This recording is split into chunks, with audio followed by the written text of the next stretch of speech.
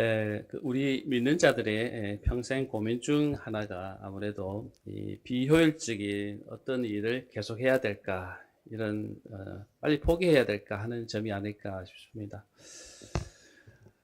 어,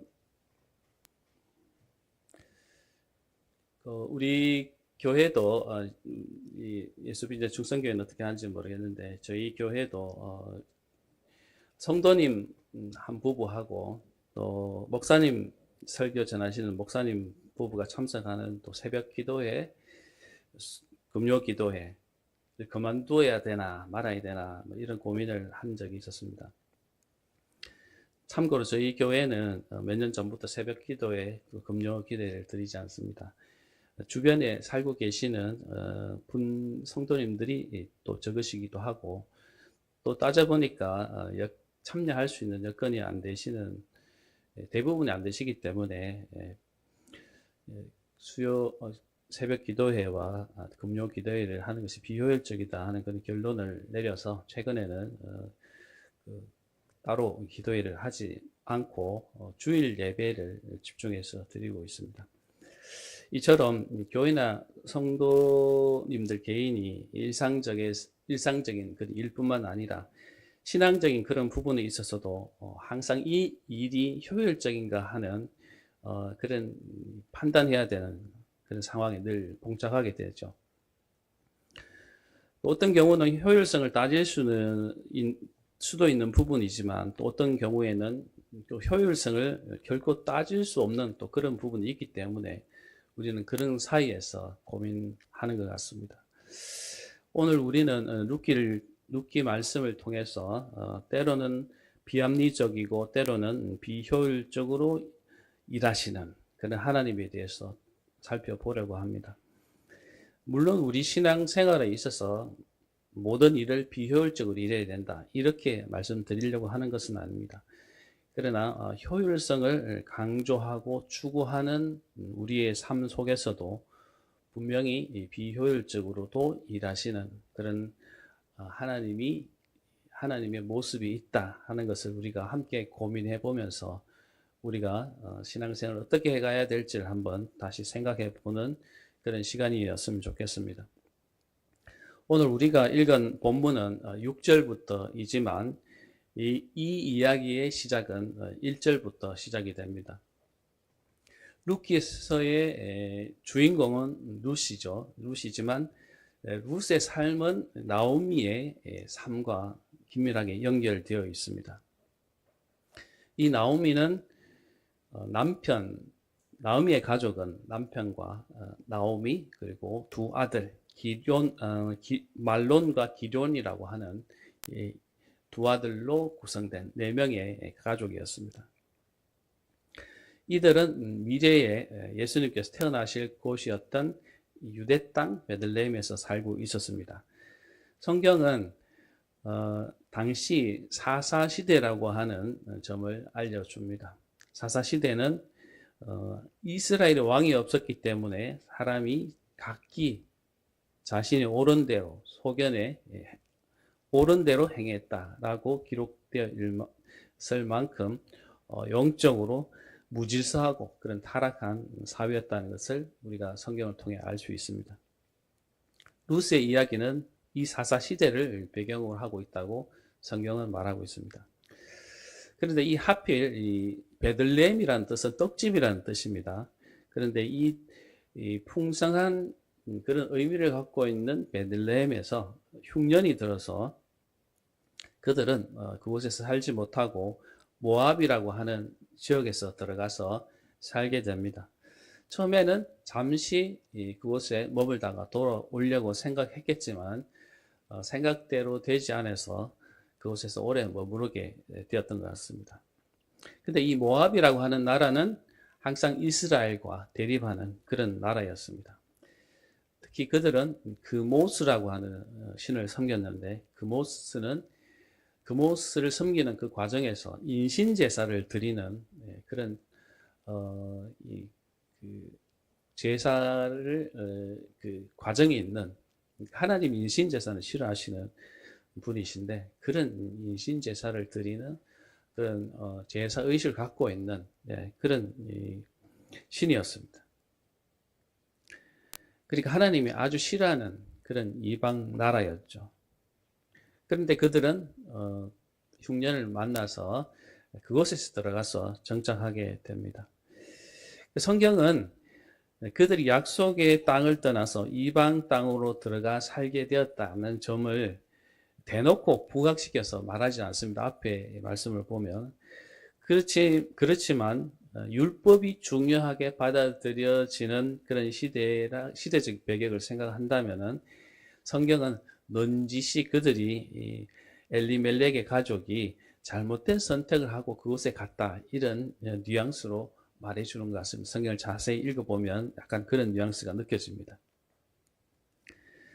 아무튼 이 네 가족은 모압 땅으로 넘어가서 살게 되었는데, 어떤 일로 인해서인지 모르겠지만 엘리멜렉이 가장이 죽음을 맞이하게 되었다고 3절에서 말하고 있습니다.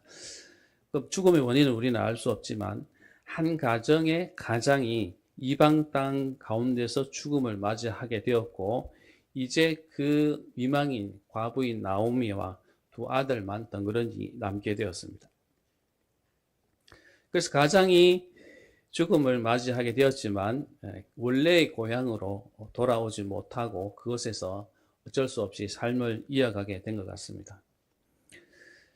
아마도 6절의 내용을 참고한다면 아직 이스라엘 땅에는 흉년이 지속되고 있었을 것 같습니다. 왜냐하면 6절에 보면은 그때서야 이제 흉년이 면해져서 먹을 것이 많이 생산된다고 언급하고 있는 것을 보면 아마 이전까지만 해도 이스라엘 땅에는 흉년이 지속되었기 때문에 모압 땅을 다시 떠나서 다시 이스라엘로 돌아가려고 하는 엄두가 나지 않았을 것 같습니다.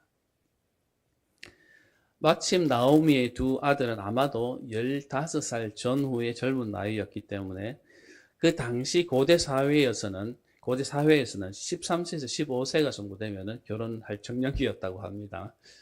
그러면 우리 애들 중에도 결혼할 친구들 많이 있죠. 그 고대 사회에서는 노동력이 부족했고 더 이상 배워야 될 그런 교육적인 그 과정이 남아 있지 않기 때문에 어느 정도 나이가 되면 다 돈을 벌기 위해서 직장을 가졌고, 뭐 직장이라 할 게 별거 있겠습니까? 일을 했고 또 그러면 또 바로 결혼을 하는 그런 사회였을 것입니다. 그래서 보편적으로 13세에서 15세 정도 되면은 다 결혼을 했다고 합니다. 그래서 나오미의 첫째 아들 말로는 오르바라고 하는 이방 여인, 모압 여인을 맞아서 결혼을 하게 되고, 둘째 아들 기련도 룻이라고 하는 모압 땅의 여인과 결혼을 하게 됩니다. 당시 이스라엘 율법에 의하면은 이스라엘 백성은 이방 여인과 혼인할 수 없습니다. 철저히 금하고 있기 때문이죠. 그래서 이방 종교와 우상을 믿는 여인과 결혼한다는 것을 엄격하게 금지하는 사회라는 점을 감안한다면은 그들의 결혼이 이스라엘 율법을 떠나도 한참 떠나 있는 그런 결정이라고 그렇게 생각할 수 있을 것 같습니다. 그렇지만 뭐 별다른 방도가 있었겠습니까? 이방 땅에서 이스라엘 여인을 만나서 결혼할 재간이 없기 때문에 아마도 모압 땅의 여인과 그렇게 결혼했던 것 같습니다. 4절을 보면은 이 두 부부의 대략적인 결혼은 한 10년 정도 지나서 깨지게 됩니다. 왜냐? 그 두 아들이 어떤 이유에서인지 모르겠지만 죽게 됩니다. 불행하게도 그 두 부부 사이에는 자녀가 하나도 없었습니다. 그러니까 결과적으로 어떻게 됐느냐? 나오미도 과부가 되고 그 두 며느리 오르바도 과부가 되고 룻도 과부가 되고, 이 세 과부 외에는 또 가족이 한 사람도 남지 않아서 미래에는 대가 끊어지는 그런 결과로서 이 가족은 그냥 없어지게 되는 그런 운명을 맞게 될 가족으로 남게 되었습니다. 남성 중심 사회였던 고대 시대에 과부로 남겨진다는 것은 경제적으로나 사회적으로나 사망 선고나 다름없는 것이죠. 그래서 이제 이들에게는 철저하게 소망이 끊어진 상태였을 것입니다. 더구나 정상적인 방법으로는 자녀를 생산할 수 없기 때문에 그들의 삶을 기댈 수 있는 소망은 전무했던 그런 사실이죠. 이 내용이 5절까지의 내용이 되겠습니다. 그래서 우리가 오늘 이제 본문을 읽었던 6절에 이런 소식을 접하게 됩니다. 자기 백성을, 하나님께서 이스라엘 자기 백성을 돌보셔서 그들에게 양식을 주셨다 하는 소문을 듣게 된다고 6절에서 말하고 있습니다. 성경은 분명하게 모압 지방에 거주했던 그들이 자기 백성을 하나님께서 돌보셔서 양식을 주었다 하는 그런 소식을 들었다고 기록하는데, 이 말은 뭐냐 하면은 그들이 지금 하나님이 좋지 않은, 하나님이 좋아하지 않는 그곳에 머무르고 있다는 것을 또한 은근히 이렇게 말해주는 말씀이기도 하죠. 그래서 나오미는 그들의 처지가 너무 형편없고 어려운 그런 상황이었지만 그래도 자신의 민족인 이스라엘을 돌아가는 것이 그나마 낫지 않을까 싶은 그런 생각을 하게 되었고, 이제는 그러면 이스라엘로 돌아가자, 고향으로 돌아가자, 이런 이제 결정을 하게 된 것 같습니다. 그러면서 나오미는 두 며느리에게 자신의 땅으로 돌아가서 남아라. 나는 본국으로 돌아가서 고향으로 돌아갈 터이니까 너희는 남아서, 비록 지금은 과부가 되었지만 20대, 15살에 결혼했다고 보더라도 20대 중반 아니겠습니까? 10년을 결혼 생활을 했다면. 그러면 이제 한 지금을 생각하면 20대는 아주 젊은 나이였지만 그 당시 사회에서는 15살 전후로 결혼했으니까 그래도 좀 나이가 있는 그런 형편이었지만 그래도 좋은 남편을 만나서 재혼을 하라고 그나마 나오미는 이 두 며느리를 밀어내게 됩니다. 만약 이스라엘로 세상이 다 돌아가게 되면 어떻겠습니까? 나오미는 같은 민족에게로 돌아가는 셈이 되겠지만 반대로 이 두 며느리는 이 자기의 고향을 떠나서 철저한 이방인이 되어가지고 그 사회에서 큰 따돌림을 당하게 될 것은 뻔한 일이 아니겠습니까? 나중에 나오미가 세상을 떠나서 나이가 떠나고 또 그들이 나이가 들게 되면 더 상황이 어려워질 것은 뻔한 일 아니겠습니까? 물론 당시 10대 중반이 결혼하는 분위기 속에서 20대 중반인 그들이 재혼을 보장받거나 또는 좋은 상대를 만난다는 것이 결코 쉬운 일은 아니겠지만 그것이 오히려 타지에 가서 혼자 살게 되는 것보다는 훨씬 좋지 않을까, 남는 것이 더 좋지 않을까, 이런 생각을 우리가 상식적으로 할 수 있을 것 같습니다. 그래서 나오미는 간곡하게 강권을 하게 됩니다. 반드시 남아야 된다라고 그렇게 강권을 하게 됩니다. 그런데도 불구하고 두 며느리는 눈물을 흘리면서 강하게 거절하게 됩니다. 끝까지 시어머니를 따라가겠다고 그렇게 강하게 거절하게 됩니다. 상황을 제대로 인식하자면 나오미의 말이 맞죠, 그죠? 나오미의 말이 맞는 것 같은데 또 상황을 보자니 또 남는 것이 맞는 것 같기도 하고 아마 그랬을 것 같습니다. 참 애처로운 상황이죠. 그 선택을 보면은. 그렇게 거절을 하니까 나오미는 이제 이렇게 말합니다. 11절에서 나오미는 계대 결혼이라고 하는 관습을 언급하면서 그들에게 더 이상 희망이 없으니까 현실을 냉정하게 보고 판단하라고 말을 합니다. 이 계대 결혼이라고 하는 것은 어떤 남편이 자식이 없이 죽게 되면 그 남편의 그 형제나 또는 가까운 친척 중에 누구라도 그들을 그 과부를 맞아서 자녀를 생산하게 해서 그 대를 이어가게 하는 그런 관습입니다. 일종의 사회적 안전장치였죠. 보시다시피 3명의 남자가 갑자기 사망하는 일이 이렇게 일어났잖아요. 그런 것처럼 사회에서 그 당시 사회에서는 남자들이 그렇게 쉽게 죽을 수 있는 그런 분위기였기 때문에 그것을 완화할 수 있는 사회적인 안전장치가 이 계대 결혼 풍습이었던 것 같습니다.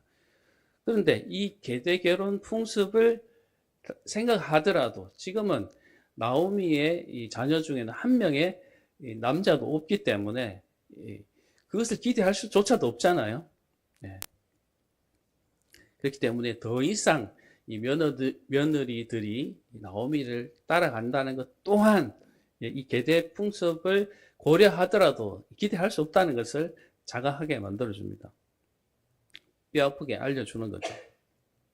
그래서 지금 그들이 지금이라도 재혼할 수 있는 그런 이 고향으로 돌아가서 남는 것이 가장 합리적이고 이성적인 판단이다라고 나오미는 상기시켜 줍니다. 나오미의 이런 눈물 섞인 강권에 첫째 며느리 오르바는 결국 시어머니를 떠나서 자신의 고향으로 돌아가게 되고, 룻은 변함없이 나오미를 따라가겠다고 14절에서 말하고 있습니다. 그들이 소리를 높여 다시 울고 오르바는 그 시모에게 입맞추고 작별 인사를 하고 돌아갔고, 룻은 그를 붙잡았더라, 붙쫓았더라 이렇게 언급하고 있습니다. 이 붙쫓았다라고 하는 단어는 히브리어 단어 다바크라고 하는 단어인데 꽉 붙들어서 절대로 놓지 않은 그런 모습을 말합니다. 마치 제가 이 단어를 어떻게 비유를 할까 고민하다가 이렇게 생각했습니다. 껌을 씹다가 이렇게 머리카락이 묻으면 안 떨어지죠. 딱 그런 상황이라고 이렇게 생각이 되더라고요. 그래서 제가 AI한테 물어봤습니다. 내가 설교 때 이런 예화를 쓰면 어떻겠냐. 정확하십니다. 이렇게 얘기하더라고요. 네. 마치 그런 것 같습니다. 이 나오미는 룻은 나오미를 그런 정도로 정말 시어머니와 떨어지지 않으려는 마음으로 붙었다라고 하는 것을 성경이 언급하고 있습니다. 그런데 나오미는 그럼에도 불구하고 또한 나오미에게 남아라 라고 강권합니다.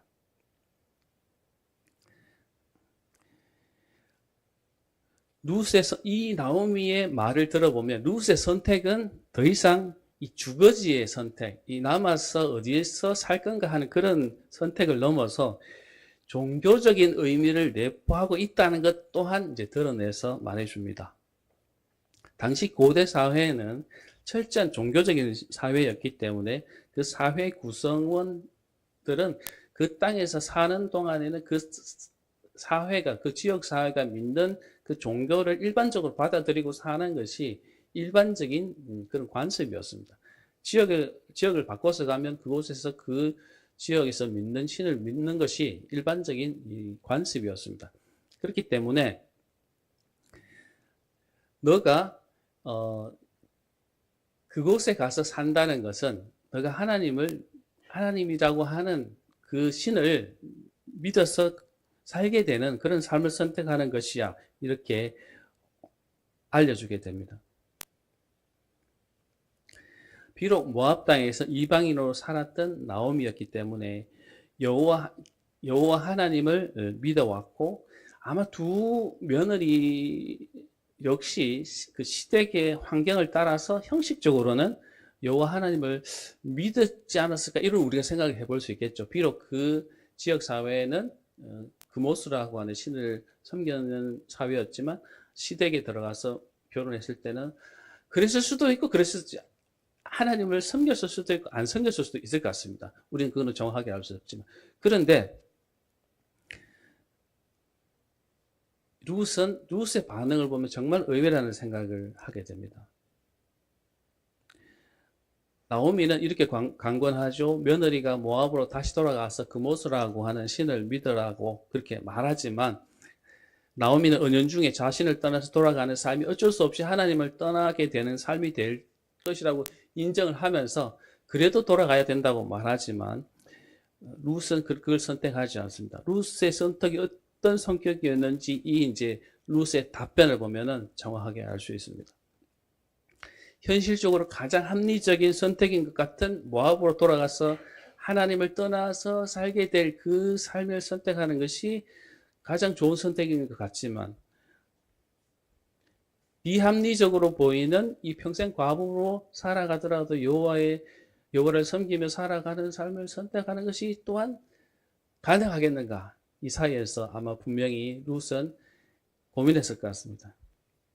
그래서 이제는 분명한 종교적인 그런 신념이 없이는 나오미를 따라가는 삶을 선택하는 것은 어떻게 돼요? 가장 비합리적이고 무모한 선택이 된다 하는 점을 지금 우리 이 대화에서 우리는 국악에서 깨달을 수 있을 것 같습니다. 그런데 룻은 나오미에게 이런 대답을 하게 됩니다. 16절부터 18절 우리 말씀인데 제가 세번역 성경, 저희 교회에서 세번역 성경을 사용하기 때문에 세번역 성경으로 한번 읽어보겠습니다. 룻이 가로되 나로 어머니를 떠나며 어머니를 따르지 말고 돌아가라 강권하지 마옵소서. 어머니께서 가시는 곳에 나도 가고 어머니께서 유숙하시는 곳에서 나도 유숙하겠나이다. 어머니의 백성이 나의 백성이 되고 어머니의 하나님이 나의 하나님이 되시리니 어머니께서 죽으시는 곳에서 나도 죽어 거기 장사될 것이다. 만일 내가 죽는 일 외에 어머니와 떠나면 여호와께서 내게 벌을 내리시고 더 내리시기를 원하나이다. 나오미가 룻이 자기와 함께 가기로 굳게 결심함을 보고 그에게 말하기를 그쳤다. 이렇게 말하고 있습니다. 이 룻의 대답은 두 가지 점을 우리에게 상기시켜 줍니다. 첫째는 룻은 이 나오미와의 관계를 이 사람 사이에 맺어진 관계가 아닌 하나님이 맺어주신 관계라는 것으로 인식하고 있다는 점이죠. 우리가 혼인 관계이면 사실 이거는 세상적으로 볼 때는 계약 관계입니다. 그 계약의 어떤 조건이 없어지면 이혼할 수도 있는 그런 관계이죠. 그런데 그런 관계를 하나님께서 맺어주신 관계라고 룻은 받아들이고 있다는 사실을 우리는 알 수 있고요. 둘째로는 어머니의 가족을 통해 알게 된 여호와 하나님을 단순히 이스라엘의 지역신이 아니라 인간의 생사화복을 주관하시는 그런 온전한 신으로 받아들이고 있다는 사실을 우리가 대답해서 알 수 있다는 거죠. 룻은 놀랍게도 룻은 하나님에 대한 신앙을 가지고 있었던 것을 우리가 알 수가 있습니다. 그래서 16절, 17절의 고백을 들은 나오미는 더 이상 룻을 설득할 수 없음을 알게 되고 이제 포기하게 됩니다. 그래서 룻의 결단은 단순히 인간적인 고집, 일시적인 감정에서 비롯된 것이 아니라 확고한 그런 믿음과 신앙에서 비롯된 것이라는 것을 확인했기 때문에 더 이상 설득하는 것은 의미가 없다고 판단하는 것 같습니다.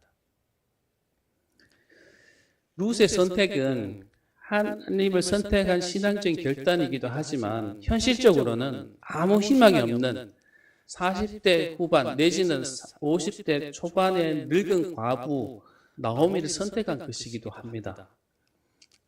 자신을 보호해 줄 수도 없고 어떤 미래도 소망도 줄 수 없는 그저 가난한 과부인 나오미를 선택하여 자신이 한 번도 가본 적이 없는 이스라엘 땅으로 걸어 들어가게 되는 그런 선택인 것이죠. 나중에 나오미가 죽고 홀로 남게 되면은 그 낯선 타국 땅에서 외롭게 삶을 마감해야 되는 그런 비참한 인생을 자처하게 되는 그런 선택인 것이거든요.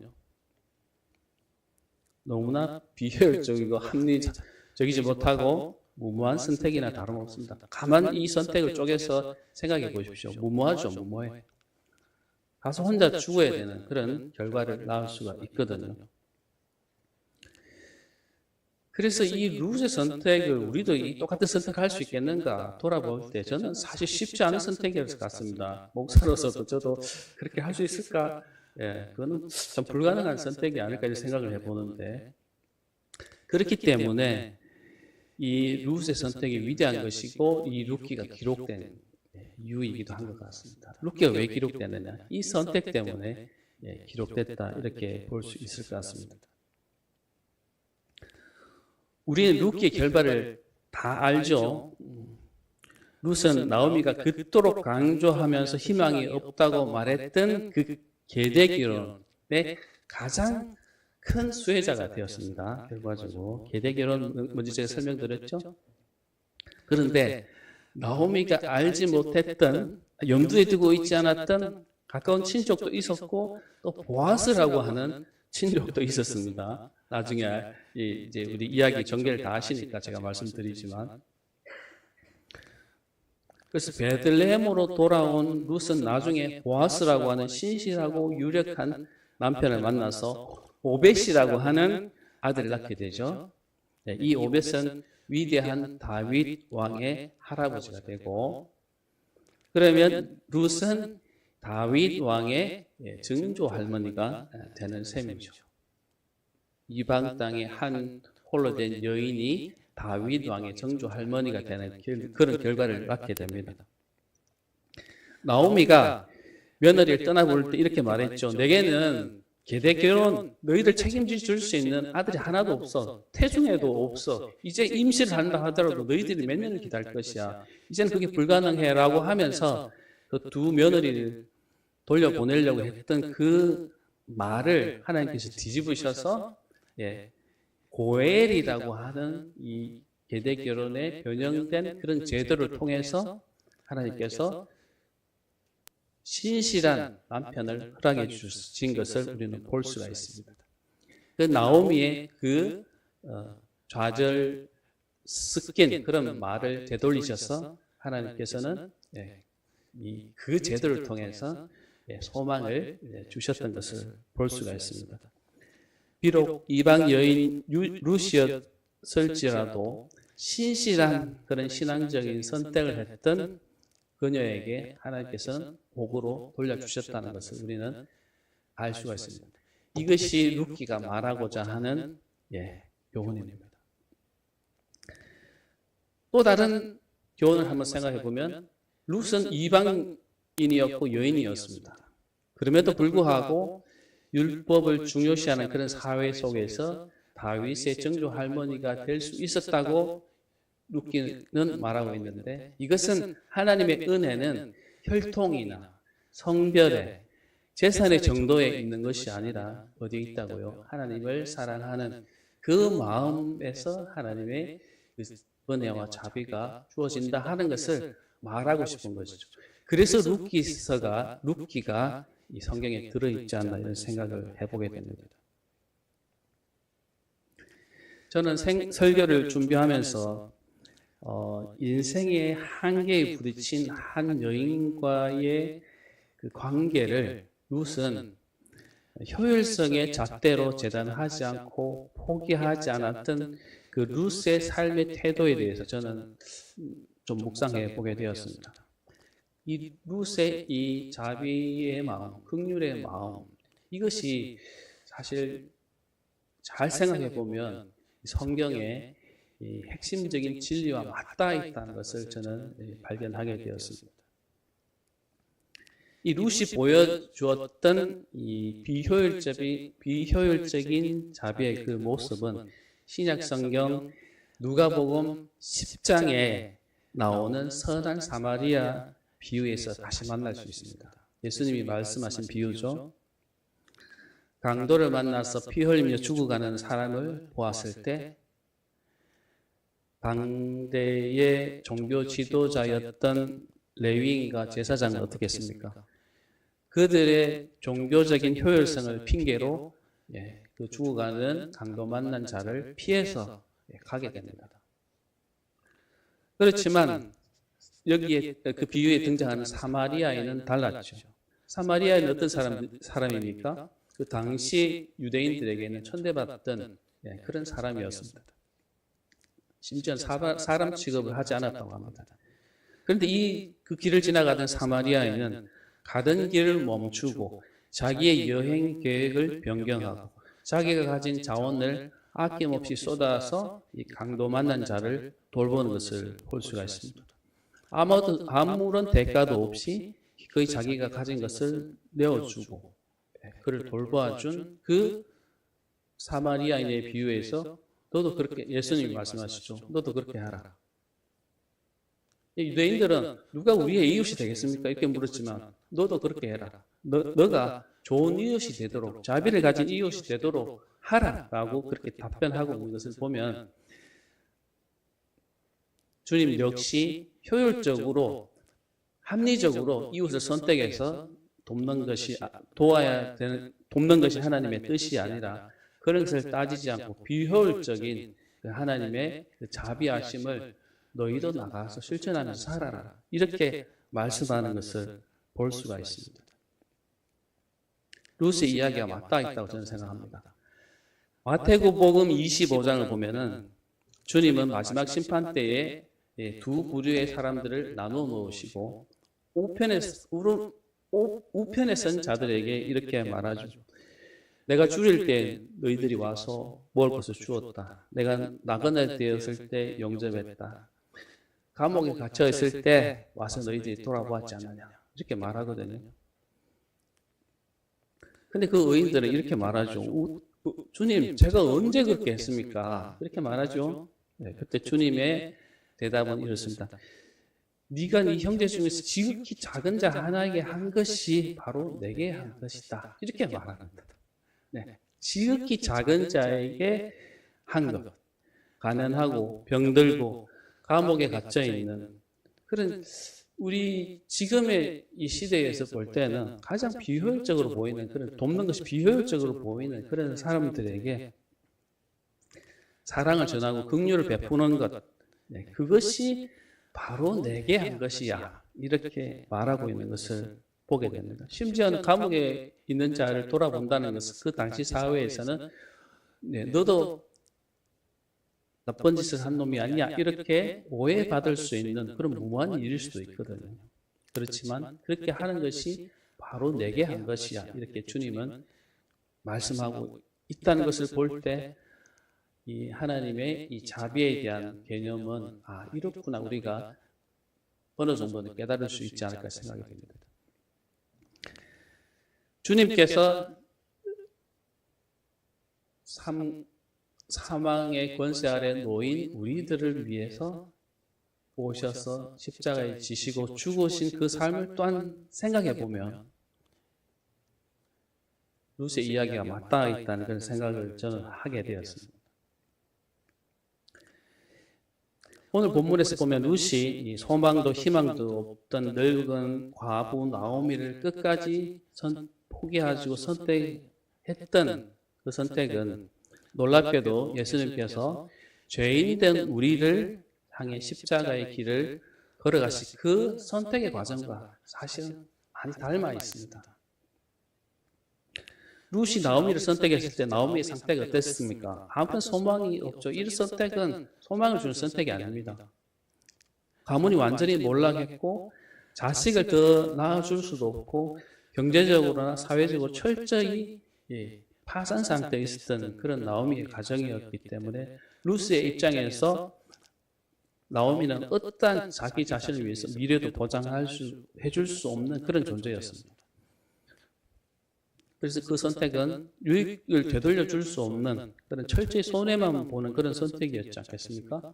그런데 예수님이 십자가를 우리를 위해 십자가를 지시기로 결단하고 오신 그 선택은 이 선택과 맞닿아 있다고 저는 생각합니다. 에베소서 2장에 보면은 우리는 죄와 허물로 죽었던 자들로 묘사하고 있지 않습니까? 영적으로 완전히 파산해서 하나님께 어떤 기쁨도 유익도 되돌려 줄 수 없는 그런 소망이 없는 그런 존재였습니다. 그리고 아무런 소망도 가치도 없는 우리를 위해 온 우주를 창조하신 주님께서 오셔서 십자가를 지시고 바닥 딱 붙어서 떨어지지 않는 그런 존재로 예수님께서 오셨다고 하는 것은 참 놀라운 사건이라고 볼 수 있을 것 같습니다.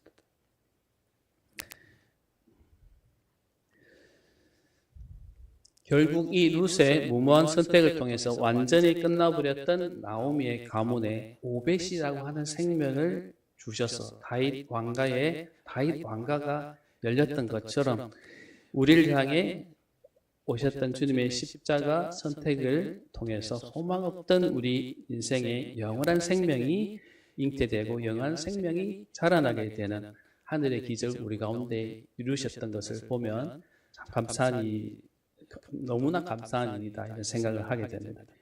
이처럼 주님의 사랑과 긍휼은 루시 나옴에게 품었던 사랑과 긍휼, 자비의 마음과 같습니다. 그래서 우리는 룻과 같이 하나님께서 우리에게 주신 마땅한 그 관계를 소중히 여기는 삶을 살아야 되지 않을까 이렇게 되돌아보게 되었습니다. 성도 여러분, 우리 교회 공동체 가운데서 서로를 사랑하고 하나님께서 주신 그 관계를 생각해서 서로를 사랑하고 긍휼히 여기고 서로 세우기 위해서 노력하고 있는지 다시금 돌아봐야 되지 않을까 그런 생각을 하게 됩니다. 그 관계를 지속하고 그들을 세우고 그들에게 위로를 전하고 소망을 전하고 소망을 세우는 일이 비효율적이고 무모할 수도 있고 비합리적일 수도 있습니다. 나의 많은 시간과 나의 많은 자원을 소모해야 되는 일일 수도 있습니다. 다 그렇지 않을 수도 있지만 그러나 그때 우리는 그것을 능히 결단해서 감당할 수 있는 마음이 있는가를 돌아보아야 하지 않을까 그런 생각을 하게 됩니다. 그래서 우리는 항상 그 선택의 기준에 있어서 고민하고 내적으로 갈등하는 삶을 살 수밖에 없는 존재라고 생각합니다. 왜냐? 하나님께서 우리 쉽게 미워하고 포기할 수 없는 그런 존재들로 재창조하셨기 때문에 우리는 그런 고민 속에서 늘 살아가고 있는 것 같습니다. 제가 예화를 하나 들고 마치려고 합니다. 저희 막내 아들이 우리 집 바로 앞에 있는 경북대로 진학을 했습니다. 원래 진학을 했는데 근데 무조건 혼자 살고 싶대요. 자취하고 싶대요. 엄마 아빠를 떠나고 싶대요. 그래서 저희 장모님이 저희 집 옆에 동에 뭐 전세 집을 하나 마련하셔서 낮에는 저희 집에 일을 도와주시고 저녁에는 돌아가셔서 거기서 이렇게 편하게 저녁 밤을 보내시고 또 오셔서 또 도와주시고 이렇게 하셨거든요. 근데 거기에 지금 살고 싶다, 혼자 살고 싶대요. 네. 그래서 그래라고 했습니다. 뭐 서울 가서 사는 것보다 좋으니까 뭐 그래라고 해서 그 이제 제가 나름대로 뭐 책상도 놓고 침대도 놓고 뭐 이런데 이제 책장이 없는 거예요. 그래서 책장을 당근으로 살려고 당근을 뒤져가지고 좋은 책장이 있더라고요. 그래서 이제 그 용량하시는 그 장모님이 계셔서 장모님 모시고 갔죠. 시루로 갔죠. 시루로 갔는데 가보니까 좋긴 좋은데 이게 좀 높더라고요. 이게 높이가 거의 2m 되더라고요. 그래서 딱 걸리는 게 이제 그 엘리베이터를 타고 이렇게 내려와야 되는데 엘리베이터 높이가 겨우 한 요만큼 남을 정도로 이렇게 맞기는 맞는 거예요. 그래서 저하고 둘이서 그걸 기울여가지고 이렇게 넣어가지고 이렇게 세워가지고 또 이렇게 타고 내려와서 또 기울여가지고 이렇게 끄집어내가지고 참 힘들었습니다. 그래서 이제 차에 또 겨우 실어가지고 이제 가지고 왔습니다. 가지고 왔는데 문제는 뭐냐면은 올라가야 될 그 아파트의 그 엘리베이터가 그 책상 높이 하고 딱 맞는 거예요. 세우면 위로 이렇게 내가 천장이 닿아가지고 도저히 실을 수가 없는 거죠. 그래서 6만 원 주고 6만 원 주고 사고 5만 원 주고 이렇게 용달해가지고 이렇게 해왔는데 11만 원 그냥 생겼습니다. 날려버렸습니다. 그래가지고 바로 그 밖에 아파트에 이렇게 가구 버리는데 그냥 바로 그렇게 갖다 놓을 수밖에 없더라고요. 다 대안이 없으니까요. 근데 문제는 더 큰 문제는 그러고 나서 얼마 되지 않아서 아파트에 그 엘리베이터 교체 공사를 하기 시작했습니다. 물론 알고는 있었는데 그때는 생각이 안 나더라고요. 그래서 아파트의 모든 이제 엘리베이터를 다 이제 오래돼가지고 교체 공사를 시작해가지고 저희도 이제 한 달 동안 15층을 그냥 그런 오르락내리락 했습니다. 그러고 나서는 이제 며칠 전부터 어제부터 이제 여기 이제 가동이 되는데 보니까 엄청 높은 거예요.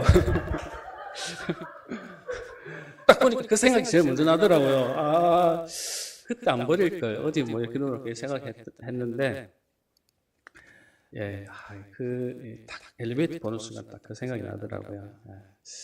물론 한 달, 뭐 몇 주 동안 오르락내리락 한 그 순간도 생각이 났긴 했지만, 예. 그래서 이 생각을 해보니까, 참 우리 인생도 참 비슷하다. 이런 생각이 되더라고요. 한 치 앞도 모르잖아요. 그게 좋아 보여가지고 싸게 산다고 생각해가지고 좀 돈 좀 덜 든다고 생각해서 그 가서 사가가지고 딱 대보니까 엘리베이터가 안 맞는 거죠. 내려올 때 엘리베이터는 겨우겨우 맞춰갖고 내려갔는데 올라갈 때 엘리베이터 높이는 안 맞는 그런 게 우리의 한치의 이 계획이 맞춰질 수 없는 그런 순간의 상황도 만나고 또 바로 조금만 있으면 엘리베이터 높이가 높아질 수 있는데도 그것도 기다릴 수 없는 그런 상황이고 이런 것이 우리의 인생이라는 생각을 해보게 됩니다. 비효율적이죠.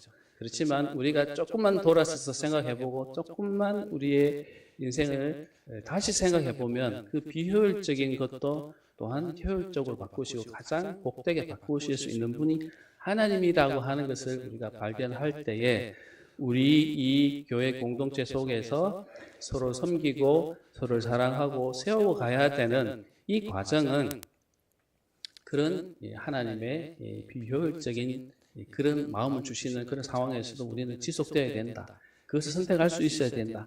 하는 것을 우리는 배울 수 있을 것 같습니다. 그래서 우리 예수비전 충성교회에 속한 모든 성도 여러분들은 서로를 섬기고 서로를 세우는 그런 모든 일에 이런저런 복잡한 생각하지 마시고 서로 헌신하시고 서로를 드릴 수 있는 그런 훌륭한 성도님들이 모두 되었으면 좋겠습니다. 기도하겠습니다. 사랑과 자비의 하나님 아버지, 오늘 루스의 걸음을 통해서 세상의 효율성을 뛰어넘는 하나님의 긍휼과 사랑을 보게 하시니 감사합니다. 아무런 소망 없이 영적으로 파산했던 우리를 포기하지 않으시고 십자가를 지신 주님의 그 크신 사랑을 찬양합니다. 우리가 발을 딛고 살아가는 이 세상은 늘 이익과 효율 따라 살아가는 삶이지만 주님의 자녀된 우리는 눈앞에 연약한 이웃과 하나님이 맺어주신 소중한 관계들을 자비의 마음으로 긍휼의 마음으로 서로 돌아볼 수 있도록 인도하여 주옵소서. 때론 그 선택이 비효율적이고 손해보는 것처럼 보일지라도 신실하게 우리 속에서 일하실 하나님을 신뢰하면서 믿음의 결단을 내릴 수 있는 용기를 더하여 주시기를 소망합니다. 우리의 삶을 통해 예수 그리스도의 십자가 사랑이 우리의 이웃과 일터 가운데 흘러가기를 간절히 소망합니다. 이 모든 것을 예수 그리스도의 이름으로 기도합니다. 아멘.